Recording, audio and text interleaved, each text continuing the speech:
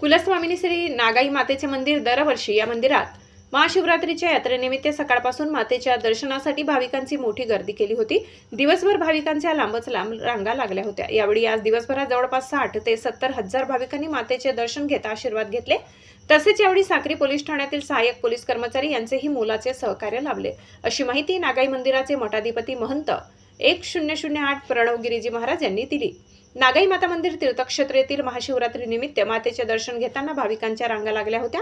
साक्री तालुक्यातील नागाई माता यात्रासाठी रस्ता विकसित व्हावा अशी माहिती ग्रामस्थांकडून बोलली जात होती। साक्रीकडून येणाऱ्या मार्गावर मोकळा करावा, एखाद्या शेतात आपण जागा उपलब्ध करावी अशी माहिती ग्रामस्थ व भक्तांकडून बोलली जात होती।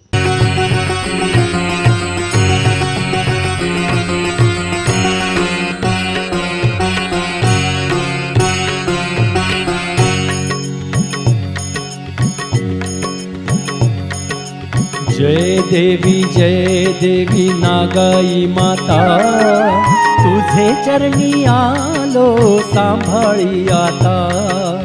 जय देवी नागाई माता, तुझे चरणी आलो सांभाळी आता। तुझा महिमा बळीता फार, भक्तांचा तू माते करते उद्धार। पांढरेच्या काठी मंदिरात उभी तू माता, केवड्याच्या बनी सुगंध भवता। जय देवी नागाई माता, तुझे चरणी आलो सांभाळी आता। जय श्री नागाई माता प्रसन्न। प्रथमतः सर्व भाविक भक्तांना महाशिवरात्रीच्या खूप खूप शुभेच्छा। भगवान भोलेनाथाचा हा महाशिवरात्रीचा पर्व जे आहे शास्त्रामध्ये याचं खूप वर्णन आहे, परंतु आपल्या साक्री तालुक्यातील श्री तीर्थक्षेत्र नागाई माता मंदिर येथे दरवर्षीप्रमाणे याही वर्षी महाशिवरात्री यात्रेचं हे आयोजन केलेलं आहे। खूप प्राचीन यात्रा आहे, खूप जुनी यात्रा आहे। पूर्ण तालुक्यातून नव्हे, मध्य प्रदेश, गुजरात, धुळे जिल्हा, नंदुरबार जिल्हा, नाशिक जिल्हा, जळगाव जिल्हा या परिसरातील भाविक भक्त दर्शनासाठी यात्रेसाठी येत असतात। आणि ही प्राचीन नागाई माता मंदिर आहे। इथं 14 साधूंच्या समाध्या आहेत। पंचायती श्री निरंजनी आखाडा हरिद्वार यांचं हे स्थान आहे।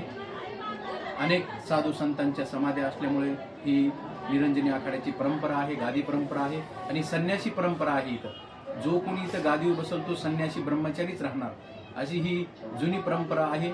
आणि येथेच नागाबाबांची जीवित समाधी, संजीवन समाधी आहे नागाई माता मंदिरात। त्यांनी भरपूर वर्षे नागाई मातेची सेवा केलेली आहे।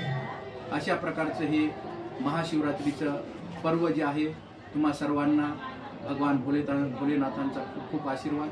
रात्री नागाई माता मंदिर आणि भगवान शंकराचा 4 प्रहाराचा जो अभिषेक असतो तो अभिषेक पण होणार। रात्री 9च्या नंतर हा अभिषेक चालू होणार।